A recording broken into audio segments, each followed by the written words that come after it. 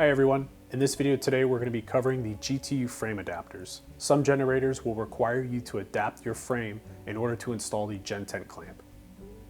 Some examples of generators that require the GTU adapters are square tube frame generators like our demo frame right here. It also works with round tube frames when you have an attached muffler heat shield or a panel that blocks direct connection of the Gen 10 clamp. To install your GTU frame adapters, you need to first determine where to install on your generator frame.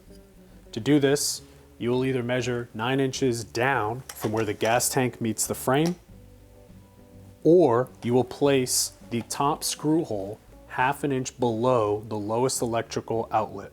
You will choose whichever one is lower. Now that we've determined where we're going to place our GTU frame adapter, let's go ahead and mark where we're going to drill our pilot hole for our GTU frame adapter screws.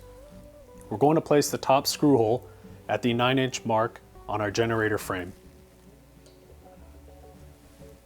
Then we're going to use our Sharpie and place a mark where we're going to drill.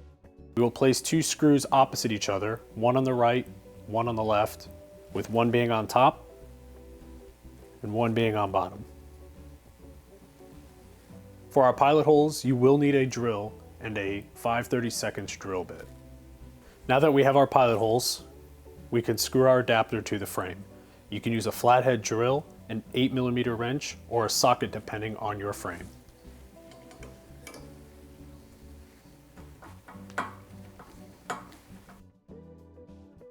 Now that we've installed our GTU adapter, we're going to go ahead and install the other 3 GTU adapters if needed using the same process.